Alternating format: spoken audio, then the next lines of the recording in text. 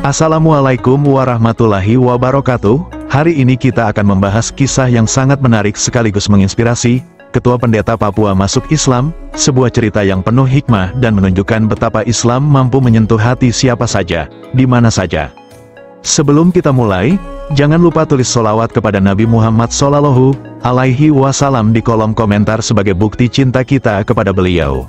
Dan pastikan untuk menonton video ini sampai selesai agar tidak gagal paham dengan kisah yang luar biasa ini. Langsung saja, kita masuk ke pembahasannya.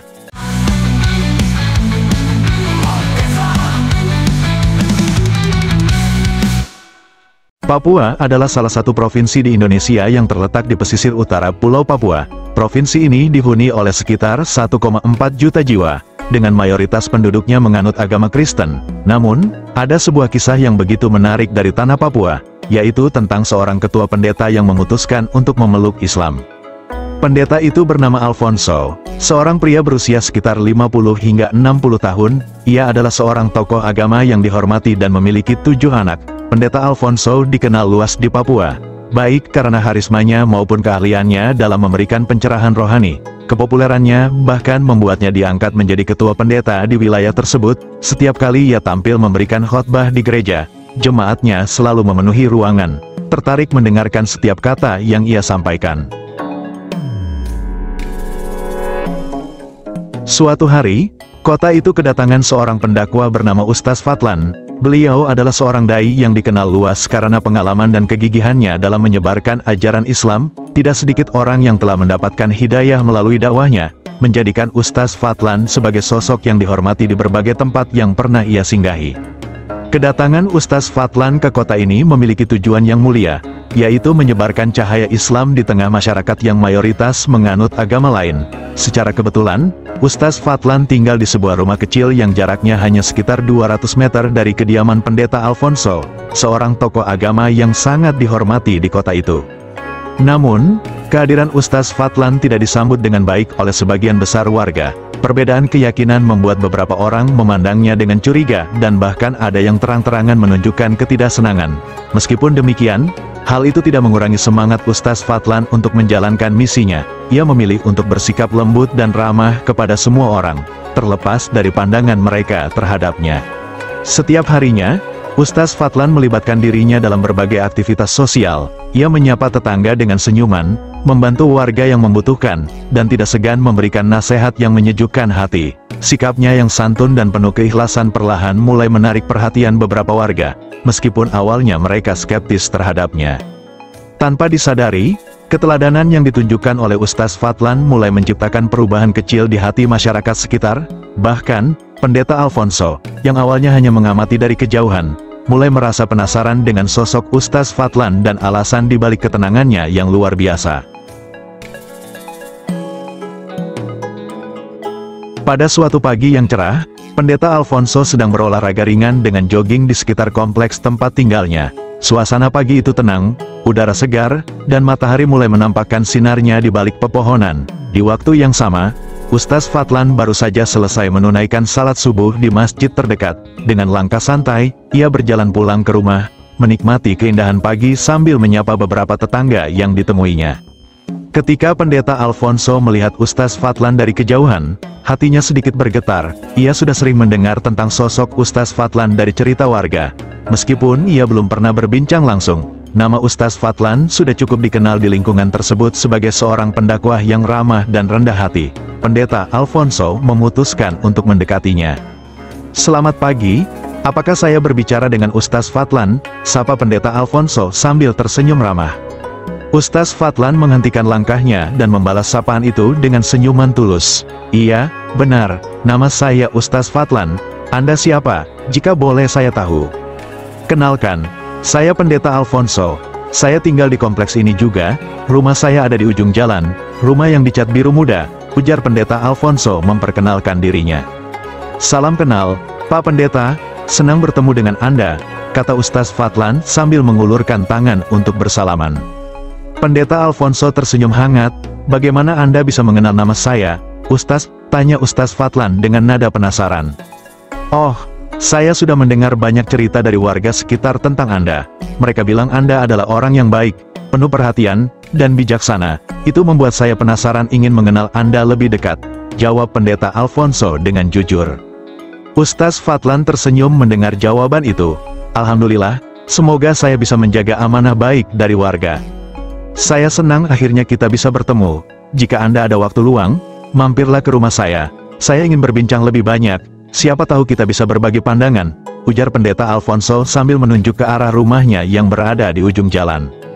Baik, Pak Pendeta, terima kasih atas undangannya. Jika Allah mengizinkan, saya akan berkunjung, jawab Ustaz Fadlan dengan sopan.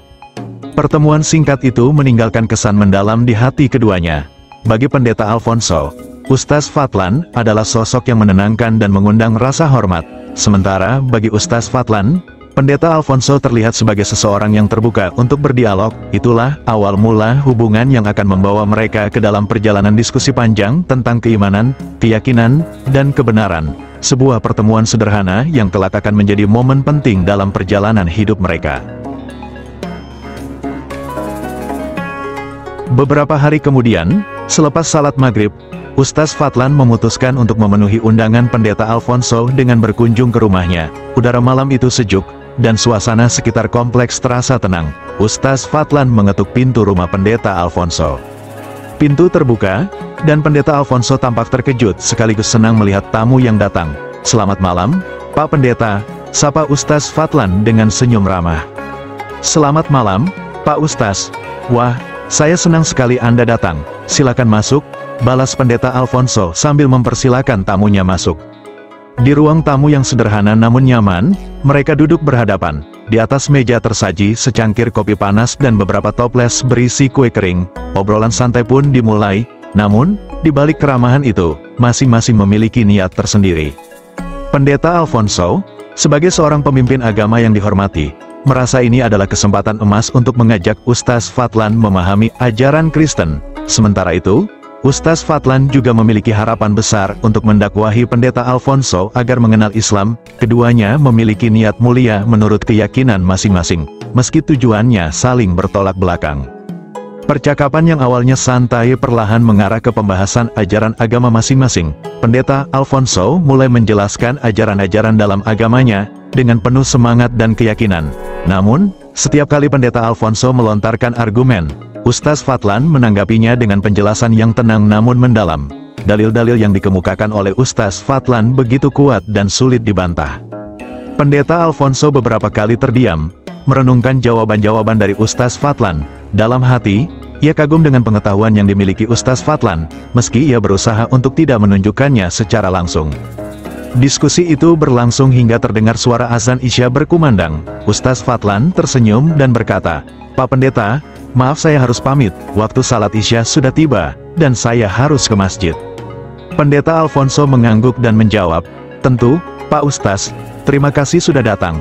Saya senang bisa berbincang dengan Anda. Semoga kita bisa melanjutkan diskusi ini di lain waktu." Ustaz Fadlan menjabat tangan Pendeta Alfonso sambil tersenyum.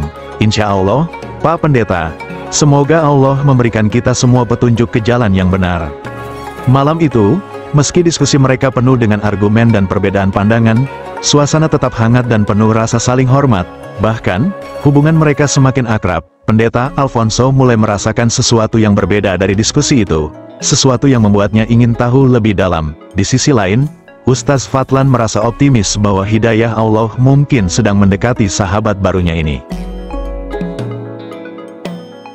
Di hari-hari berikutnya, Ustaz Fadlan semakin sering mengunjungi rumah Pendeta Alfonso. Setiap kali mereka bertemu, diskusi tentang perbandingan keyakinan mereka selalu menjadi topik utama. Namun, meskipun sering terlibat dalam diskusi yang mendalam, hubungan keduanya tetap hangat dan penuh rasa hormat. Persahabatan mereka menjadi bukti bahwa perbedaan keyakinan tidak menghalangi rasa saling menghargai. Hingga suatu hari, dalam salah satu diskusi mereka, terjadi momen yang cukup mengejutkan. Ustaz Fadlan memberikan penjelasan yang begitu mendalam tentang Islam, yang disertai dengan dalil-dalil yang kuat. Pendeta Alfonso mendapati dirinya kesulitan untuk memberikan tanggapan atau sanggahan yang memadai. Ia merasa kalah dalam diskusi itu. Meski tidak diungkapkan secara langsung, hal tersebut membuatnya merasa tidak nyaman. Setelah kejadian itu, sikap Pendeta Alfonso mulai berubah. Ia terlihat menghindar setiap kali Ustaz Fadlan datang ke rumahnya. Awalnya, Ustaz Fadlan tidak menyadari perubahan tersebut. Namun, seiring waktu, ia mulai melihat pola yang sama. Setiap kali mengetuk pintu rumah Pendeta Alfonso, yang membuka pintu selalu istrinya. Dengan wajah sopan, istri Pendeta Alfonso akan berkata, "Maaf, Pak Ustaz, Bapak sedang tidak ada di rumah." Situasi ini terus berlangsung selama berbulan-bulan. Ustaz Fadlan beberapa kali mencoba untuk bertemu dan melanjutkan diskusi, namun usahanya selalu menemui jalan buntu. Bahkan saat mereka berpapasan di jalan, Pendeta Alfonso tampak menghindari percakapan langsung. Meskipun demikian, Ustaz Fadlan tidak menyerah. Ia tetap mendoakan Pendeta Alfonso agar Allah membuka hatinya terhadap kebenaran. Bagi Ustaz Fadlan, perjuangan dalam berdakwah bukan hanya tentang menyampaikan kebenaran, tetapi juga tentang bersabar dalam menghadapi setiap ujian dan rintangan. Ia percaya, jika Allah menghendaki, hidayah akan datang pada siapapun yang dikehendakinya, termasuk sahabat barunya ini. Suatu hari, Ustaz Fadlan kembali mencoba bertamu ke rumah Pendeta Alfonso.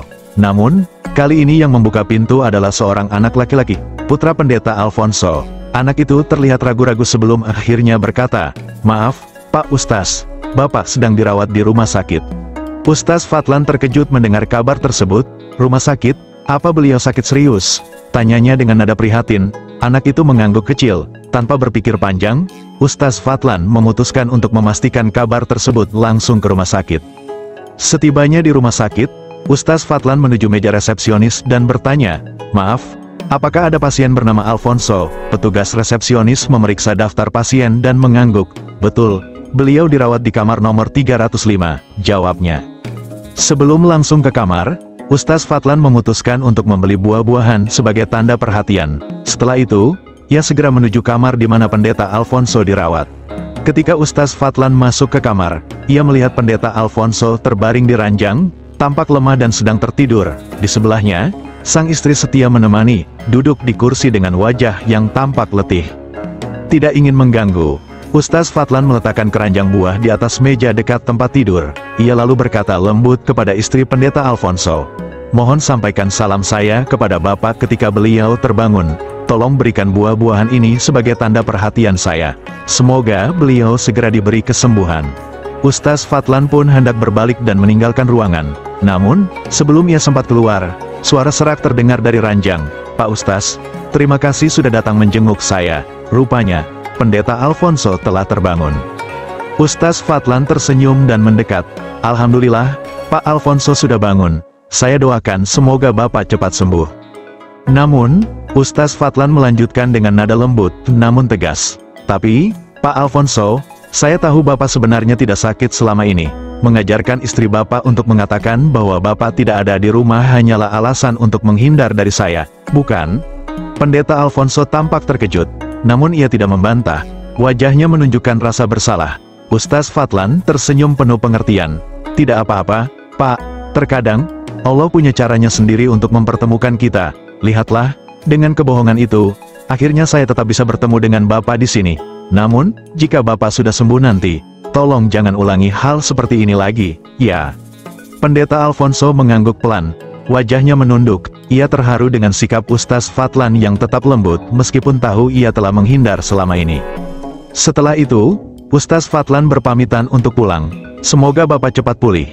Jika ada yang bisa saya bantu, jangan ragu untuk menghubungi saya." Pendeta Alfonso tersenyum tipis dan mengucapkan terima kasih sekali lagi. Malam itu, Pendeta Alfonso merenung. Kata-kata Ustaz Fadlan terus terngiang di pikirannya, menggetarkan hati kecilnya. Ada sesuatu yang berbeda dari kunjungan Ustaz Fadlan hari itu, sebuah ketulusan yang perlahan membuka pintu hatinya. 5 hari setelah dirawat di rumah sakit, Pendeta Alfonso akhirnya kembali ke rumahnya. Pada hari ke-6, Ustaz Fadlan menjadi orang pertama yang datang bertamu.